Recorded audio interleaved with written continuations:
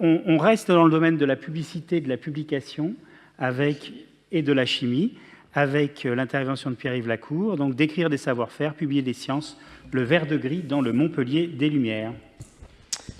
Bonjour, m'entend? Oui. Je vais essayer de parler assez distinctement, ce qui est pas toujours le cas. Merci beaucoup de m'avoir invité à ce colloque. J'ai le plaisir et l'honneur de vous présenter donc un petit travail en cours sur le vert de gris dans le Montpellier des Lumières. Alors, le premier point, tout simplement, c'est qu'est-ce que ce vert de gris, qu'est-ce que ce verdet?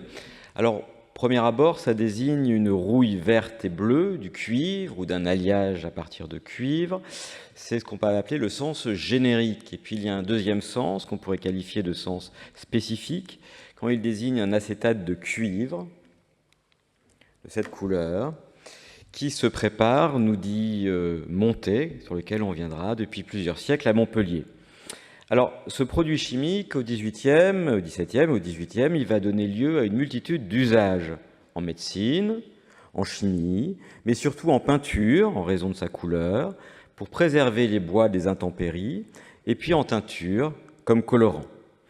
À Montpellier et dans ses environs, la production de vert de gris, elle repose essentiellement sur l'oxydation du cuivre par un acide qui est issu du vin.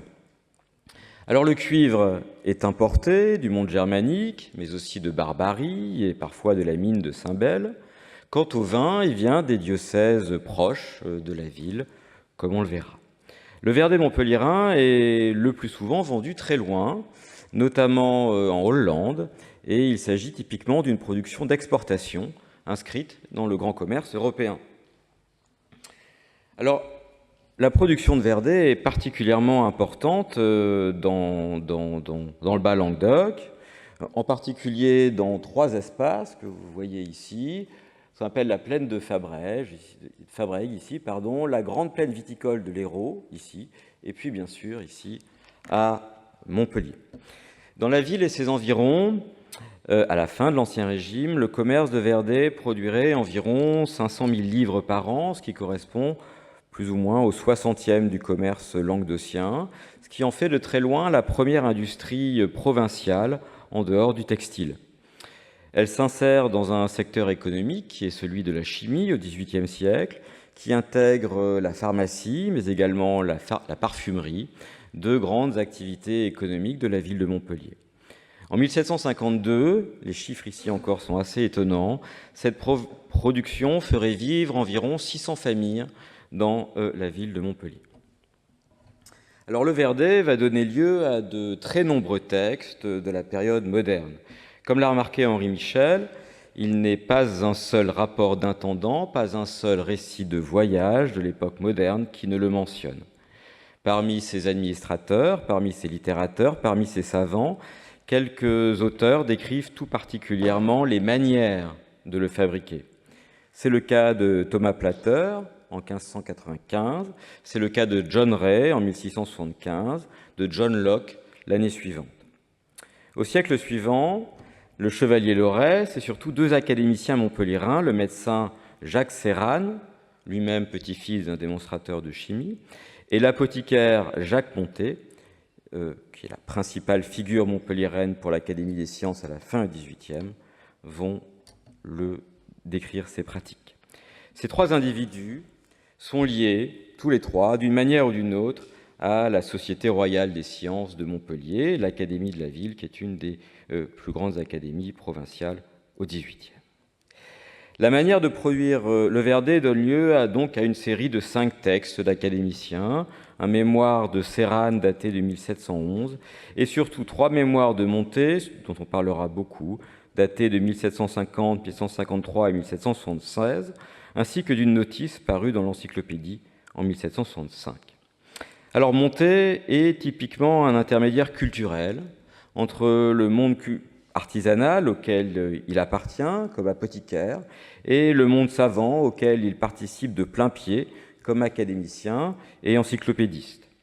Il fait d'ailleurs partie des 3 apothicaires membres de la Société royale des sciences à la fin du siècle, signe, comme l'indiquait déjà Daniel Roche, de leur notabilisation locale. Chacune de ces descriptions se veut plus précise que la précédente, ce qui est une manière également de justifier la multiplication de ces descriptions des manières de faire. C'est d'ailleurs ce que laisse entendre Montet dans un de ses textes, non pas simplement au travers du mémoire lui-même, mais également de la représentation d'une jarre qu'on appelle une houle, plus précise que celle de Jacques Serran précédemment. Alors, à partir de là, quels peuvent être les enjeux de l'appropriation, si on veut garder ce mot-là, des mots et des savoirs de la pratique des faiseuses de Verdet par les savants académiciens? Alors, je ferai une première partie sur ces femmes qui produisent le Verdet, les productrices de Verdet. Les fabricants de Verdet sont presque toujours désignés dans les textes, dans ces mémoires, au travers du pronom impersonnel « on ». Il ne faut pas s'y tromper, cette non-personne est presque toujours une femme, une fabricante de Verdet. C'est une fabrication qui d'ailleurs est très largement réputée féminine. Tous les textes depuis le XVIe et jusqu'au XIXe siècle attachent cette production de verre-de-gris ou de Verdet aux femmes de la ville.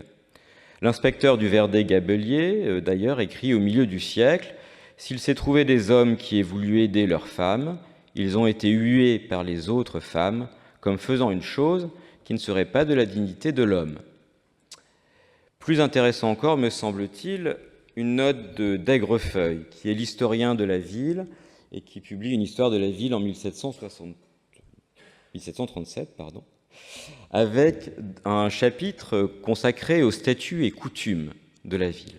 On y lit « Je ne sais si je ne pourrais pas y ajouter, aux dites coutumes de la ville, la propriété du Verdet ou Vert-de-Gris que le président Philippi attribue aux femmes de Montpellier qui s'y attachent avec une affection toute singulière. Nos femmes montpelliéraines conservent comme une sorte de pécule militaire », c'est une reprise du latin ici, le pécule des soldats en droit romain, et de patrimoine privé, cette poudre verte qu'elles extraient des plaques de cuivre ou de bronze, d'abord avec du vin, etc. Donc là, c'est un point intéressant, en quelque sorte, où cette production féminine est transformée en quasi-coutume de la ville. Alors, fondamentalement, comme il avait déjà été remarqué notamment par Henri Michel, la production de Verdet est une production domestique féminine. Sa fabrication, par exemple, n'est pas une seule fois mentionnée dans la visite générale des presque 5000 ménages de la ville qui est réalisée par les consuls en 1679. De la même manière, en 1789, à la veille de la Révolution, le rôle de la capitation ne mentionne qu'exceptionnellement des fabricants et fabricantes de Verdet parmi les 8000 chefs de famille imposés. La faiblesse de ces chiffres, par rapport à une pratique que l'on sait par ailleurs très répandue, souligne qu'il s'agit foncièrement d'une activité d'appoint, source de revenus complémentaires pour les familles. C'est une activité féminine donc, mais quelles sont ces femmes? Alors, la hiérarchie des emplois féminins dans la fabrique de Verdet est assez nette. On peut s'appuyer sur le texte un peu plus tardif d'un autre chimiste, montpelliérain, Chaptal, qui explicite que dans la plupart des maisons, il y a une cave de Vert-de-Gris, et c'est la maîtresse de maison qui, d'ordinaire, en dirige et exécute les principales opérations. Les femmes propriétaires de ces petites fabriques n'appellent des manœuvres que lorsqu'on veut racler le Verdet ou former des couches. On appelle ces manœuvres les faiseuses de Verdet, qui, elles, appartiennent le plus souvent au milieu pauvre. Et puis, il y a une autre figure féminine, qui sont les courtières. La collecte et la vente de Verdet est opérée par 8 courtières assermentées de la ville.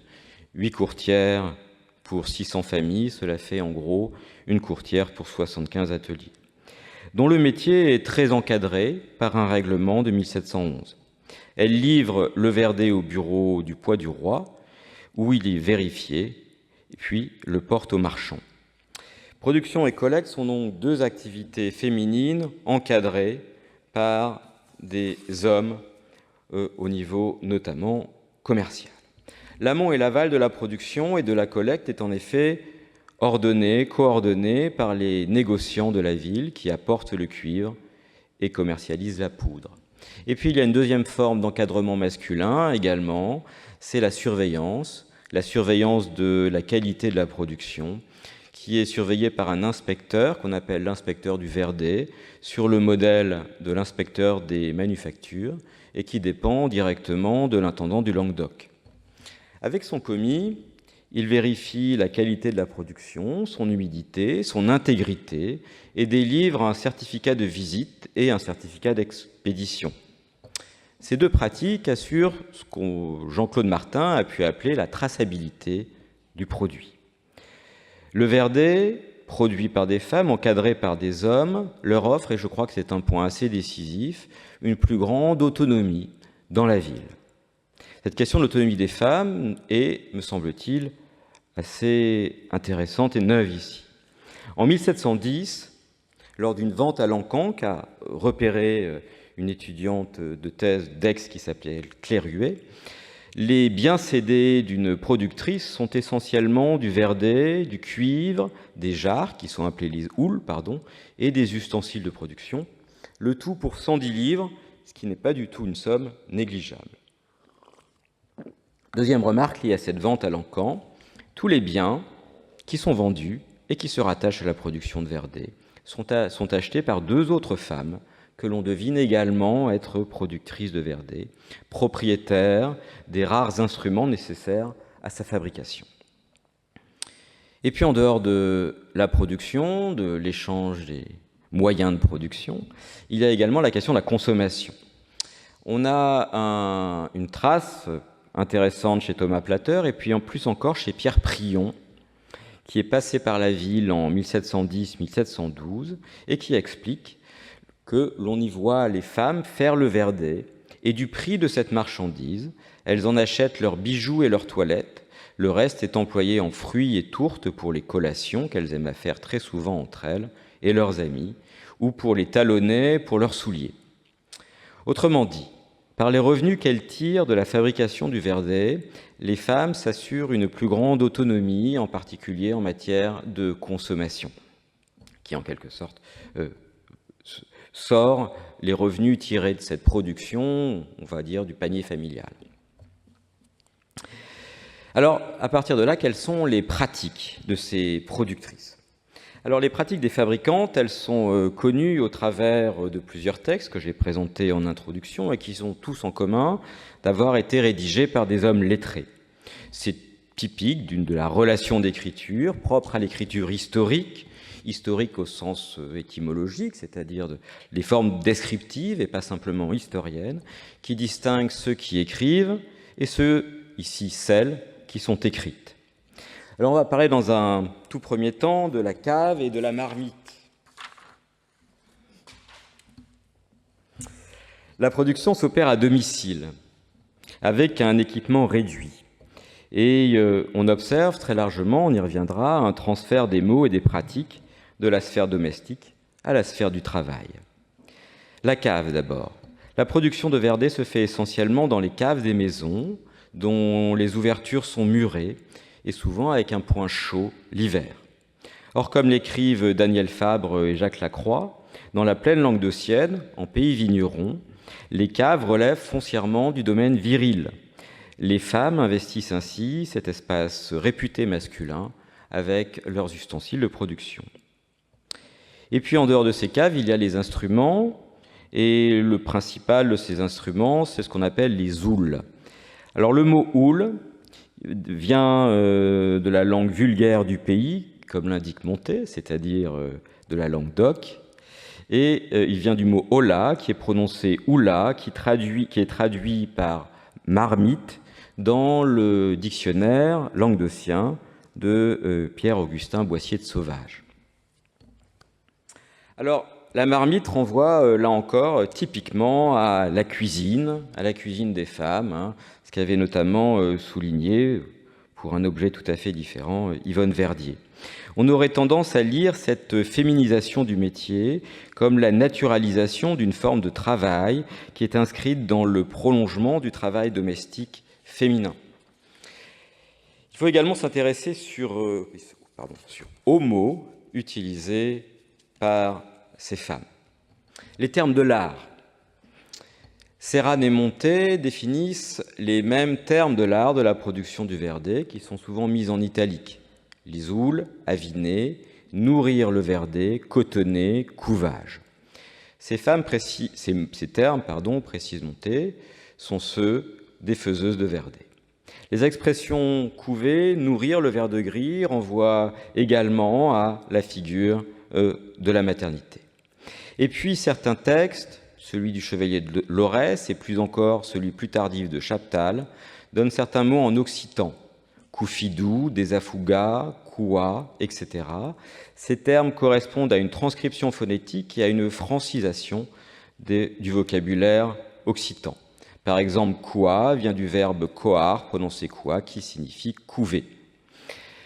Ces termes de l'art, en Languedoc, sont ceux des femmes du peuple, par différence avec le français qui, dans la ville de Montpellier au XVIIIe, est bien sûr la langue de l'État, de l'administration, des élites et des savants académiciens.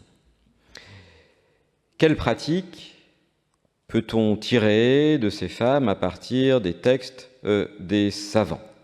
Quels sont les savoir-faire des productrices?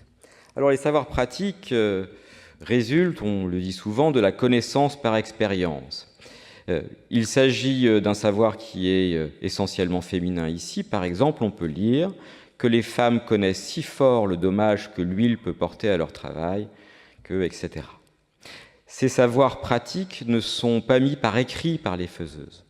Pour reprendre une expression de Jean-Baptiste Verreau, le savoir-faire, sans pouvoir dire, caractérise le travail des fabricantes de Verdet, et au-delà, croit-on, la presque entièreté des mondes productifs populaires.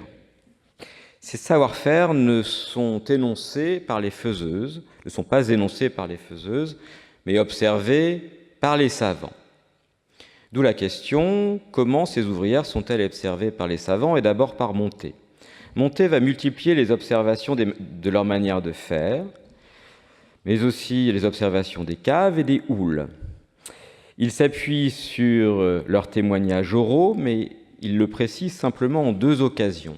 Soit il mentionne le vocabulaire de ces femmes, notamment au travers de la formule « comme parlent les femmes » ou « comme disent les femmes », soit sur un mode anecdotique, c'est-à-dire autour d'un récit d'anecdote, au travers du témoignage direct, souvent introduit par la formule « la femme qui », etc. Il mentionne bien davantage d'ailleurs ces observations que le témoignage des femmes elles-mêmes, et il est possible que les faiseuses considèrent que leur travail ne mérite pas d'être décrit, c'est pour ça qu'elles n'en parlent pas, ce qui est une chose que l'on repère assez communément dans l'ethnologie des pratiques de travail aujourd'hui, enfin, depuis qu'elle existe, depuis un siècle, ou alors qu'elles cherchent à dissimuler une partie de leur savoir-faire.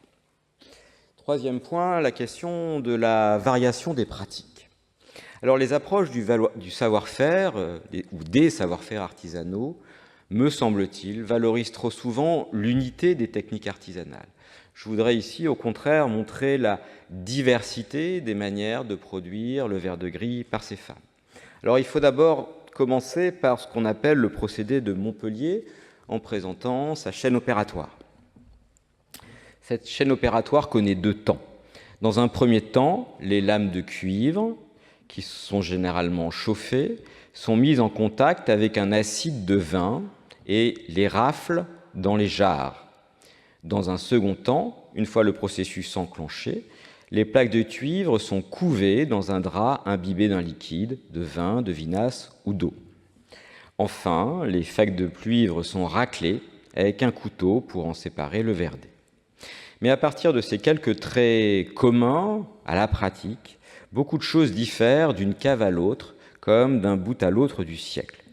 Quelle variété et quelle historicité dans ces pratiques? Alors Montet insiste d'abord très largement sur la variété des pratiques des femmes, notamment dans de nombreuses phrases qui sont balancées entre quelques particulières font ainsi, alors que d'autres font autrement. Cette diversité des pratiques est, me semble-t-il, une manière d'ajuster des compétences techniques à des circonstances qui sont toujours localisées. La température de la cave n'est pas la même d'une cave à l'autre, le taux d'humidité n'est pas le même d'une cave à l'autre non plus, et le vin employé n'est pas nécessairement le même d'un lieu à l'autre. Dalbos et Jorion ont parlé sur un tout autre objet, la saliculture, d'un savoir-y-faire, où le « i » sert de rappel à l'ordre de la nécessité. Le savoir-y-faire est en quelque sorte le sens de l'adaptation et ne se réduit en aucun cas à la seule habileté technique. Variété des pratiques donc, mais aussi historicité des pratiques. Montet se montre sensible au changement de pratique et parfois à la coexistence de manières de faire qui semblent appartenir à des temporalités différentes. Ainsi, si on reprend la question de la première séquence de production. En 1711, pour Céranne, l'oxydation du cuivre est opérée par des vapeurs spiritueuses de vinasse. En 1750, les plaques de cuivre sont trempées dans du vin. Et en 1779, il est désormais d'usage d'employer non plus du vin, mais le marc de raisin pour l'oxydation des plaques de cuivre. Les procédés artisanaux ont donc une histoire, et même une histoire en évolution très rapide. Soit une anecdote qui, me semble-t-il, révèle la sérendipité ouvrière, si tant est que ça veut marcher. Alors, Montet revient sur ce dernier changement, sur l'abandon progressif du vin et son remplacement par le marc de raisin dans son dernier mémoire, en mentionnant une anecdote qui serait arrivée en 1778. Je rapporterai ce que m'ont dit les femmes dignes de foi. Une femme de Saint-André, diocèse de Lodève, village éloigné de Montpellier de 6 lieues, faisait du vert de gris. Il y a environ 2 ou 3 ans que, donnant à son âne du marc de raisin à manger, elle en laissa tomber par mégarde sur quelques plaques de cuivre. Le marc couvrit les plaques, qui furent oubliées. Quelques jours après, ayant voulu ramasser le marc de raisin, elle trouva au-dessous les plaques de cuivre enduites d'une couche de vert de gris. Frappée de cette observation, cette femme mit bientôt en usage le marc de raisin, qui lui réussit très bien. Son procédé, suivi par d'autres personnes, gagna de proche en proche. Ce n'est qu'à la fin de l'année dernière, 1778, qu'on a commencé pour la première fois à Montpellier à préparer le verdet de cette méthode. C'est un récit de découverte fortuite, somme toute assez classique, qui emprunte au modèle de l'écriture de l'histoire des sciences, qui serait opérée par voie d'anecdote, plus précisément par voie d'accident. Et si on cherche un modèle très immédiat, on le trouvera avec Newton et sa pomme, en quelque sorte, qui est, on peut dire, le glorieux antécédent de cette petite anecdote de savoir-faire artisanal.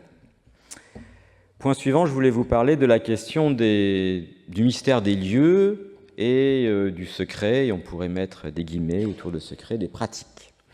Alors le verdet est longtemps attaché à Montpellier, comme s'il ne pouvait être produit que dans cette ville. Il s'agit ici d'un faux mystère, par contre, d'un faux mystère qui est attaché à de forts enjeux économiques. On viendra d'abord sur qu'on peut appeler le mystère des lieux. En 1675, le naturaliste John Ray écrit que c'est à Montpellier que l'on fait le meilleur verdet. On nous a dit qu'il était impossible d'en produire d'aussi bon ailleurs, même en utilisant la même méthode et les mêmes ingrédients, que ce soit dû à la justesse de la température, à la nature du vin utilisé ou à quelque autre qualité inconnue.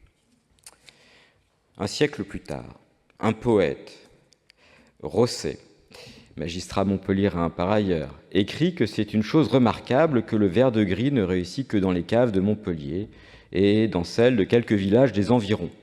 Les tentatives qu'on a faites à Nîmes ont toujours été inutiles, ce qui paraît démontrer que la qualité des caves contribue principalement à le former. Cette exclusivité locale, elle est alors présentée comme un mystère. Mystère qui tiendrait soit à l'une des matières premières, la qualité des vins, soit à l'environnement, la qualité de l'air, la qualité du sol, le degré de température, l'environnement du site de Montpellier et de ses terroirs, ou l'environnement des caves où est élevé le vert de gris. Alors ce discours, il va évoluer après 1750.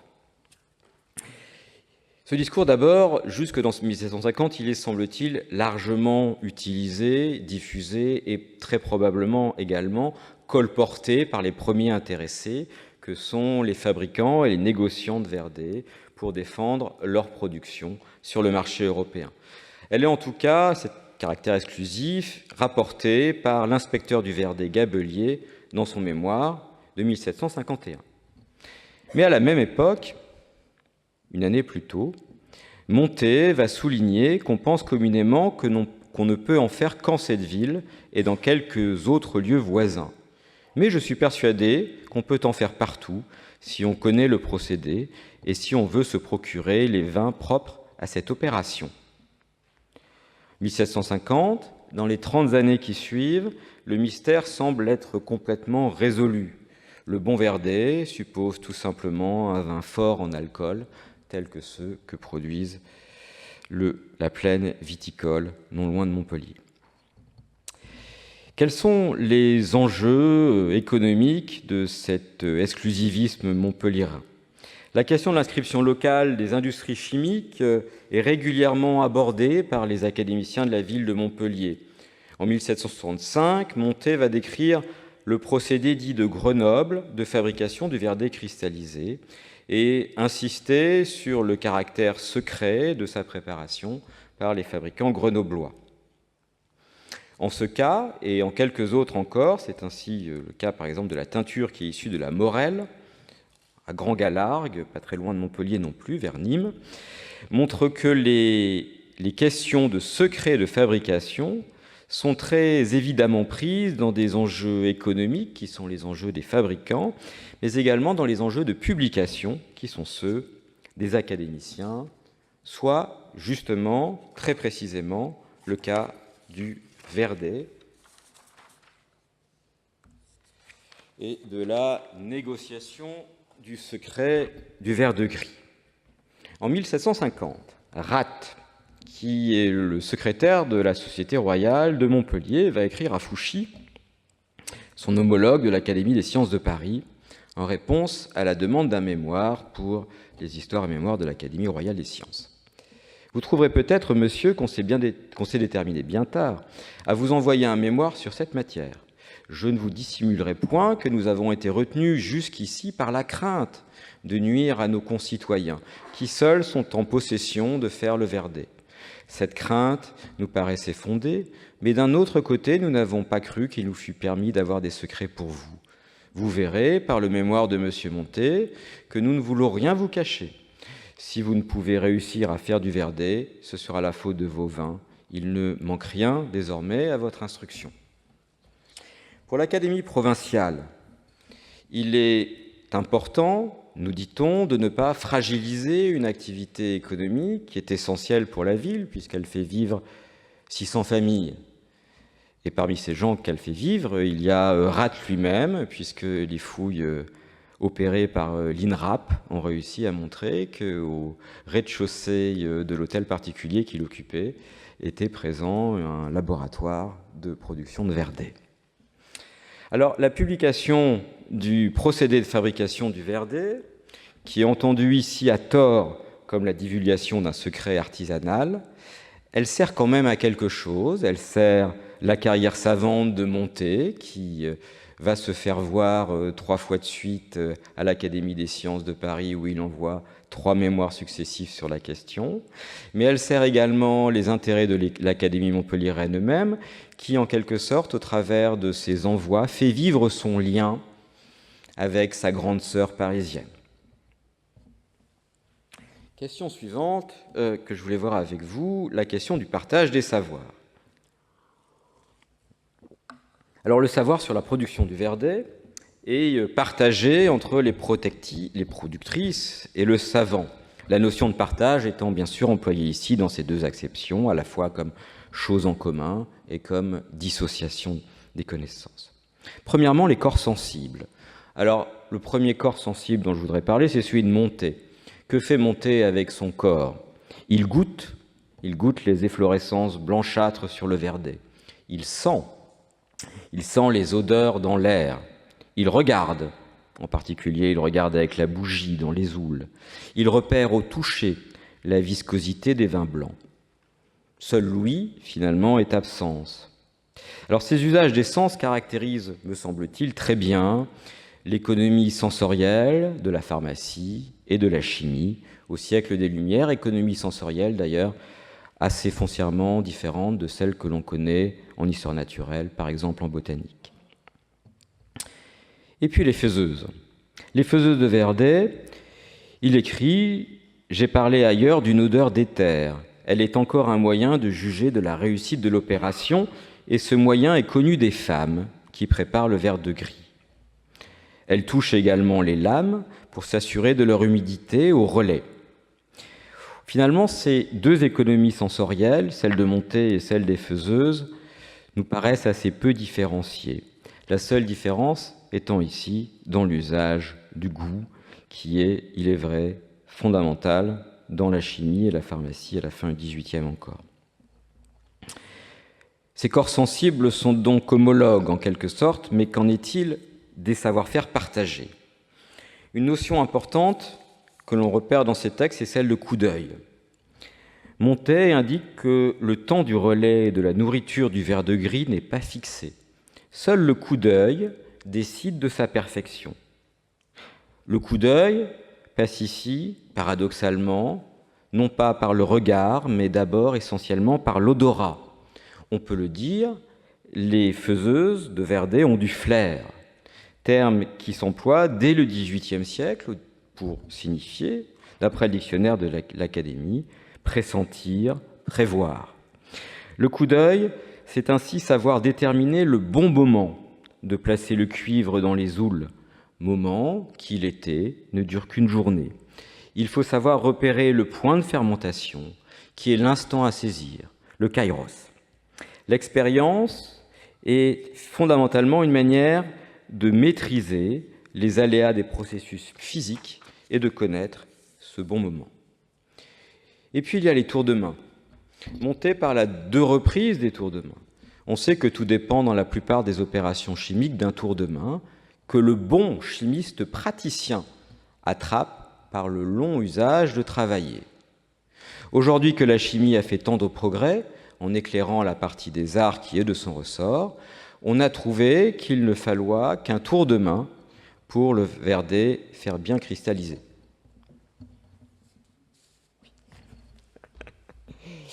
Le savoir des faiseuses et de Montet, c'est moins la technicité du geste qui nous paraît assez incertaine, du moins non signalée, que cette perspicacité, sous-produit de la réitération des pratiques de l'expérience, au sens d'avoir de l'expérience. Alors, je vais quand même terminer sur, tu me laisses 2 minutes encore, sur ce que j'appelais ici l'intensification savante. C'est qu'en fait, il n'y a probablement pas de différence si fondamentale entre les savoir-faire des faiseuses et le savoir-faire de Montet. Mais par contre, il y a 2 choses qui sont quand même distinctes. La première, c'est un savoir, les 2 sont des savoirs qui reposent sur les signes, la connaissance des signes, la capacité à lire des signes, sauf que chez Montet, on observe une systématisation de ces signes et qu'il va valoriser le seul signe qui, en quelque sorte, n'est pas connu des faiseuses. Et la deuxième différence importante, c'est également la pratique et la répétition des expérimentations dans les ateliers avec le thermomètre qui sert ici à marquer la différence. Tu veux que je termine? D'accord. Bon. Oups, pardon. Je vais juste conclure, du coup. Qu'est-ce qu'il y a?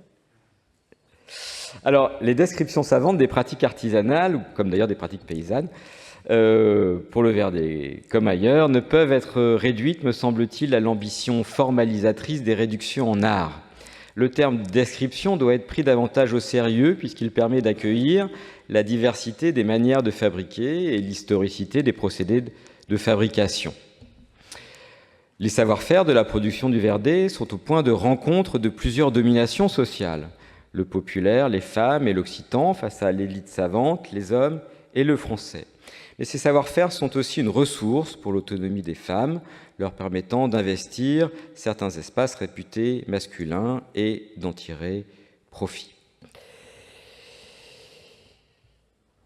Dans les mots employés pour désigner les pratiques et les instruments de la fabrique du Verdet, on croit deviner que cette production est pensée collectivement et tacitement comme le prolongement d'activités qui sont considérées comme socialement féminines, plus particulièrement le faire la cuisine, dont parlait Luce Giard. La production de Verdet, en quelque sorte, est naturalisée au féminin. Pourtant, il faut souligner que les pratiques des faiseuses et celles des savants ne sont pas si éloignées, autant qu'on puisse en juger. Tous et toutes observent avec leurs yeux, avec les mains, avec leur nez, tous et toutes font des essais, tous et toutes découvrent des manières de faire mieux, c'est-à-dire avec un meilleur rendement du travail ou avec une plus grande économie de matière. La différence savante, comme on peut l'appeler, n'est pas dans la nature différenciée des pratiques, mais s'opère essentiellement dans deux directions. D'une part, elle s'opère dans l'intensification des pratiques, la multiplication des observations et des expérimentations. D'autre part, elle s'opère dans le recours à l'instrument, ici comme ailleurs le thermomètre, qui sert de marqueur épistémique et social du savant, qui matérialise son autorité. Les savoirs populaires et féminins qui sont décrits par les académiciens sont sans doute appropriés par eux, si ce mot a véritablement un sens ici, mais cette appropriation ne sert pas des intérêts lointains, ceux que l'on imagine, ceux de l'État monarchique et de sa politique mercantiliste, mais davantage les ambitions beaucoup plus directes de quelques savants et d'une institution académique.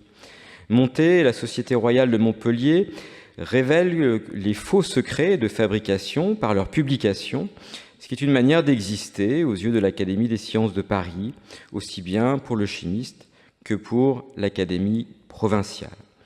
Via la publication savante, la question de la propriété des savoir-faire fait place à celle de leur divulgation et de ses enjeux qui sont tout à la fois économiques pour les producteurs et les négociants, enjeux de carrière et de réputation pour les savants et l'institution, enjeux qui sont parfois contradictoires. Voilà, je vous remercie. Merci beaucoup Pierre-Yves.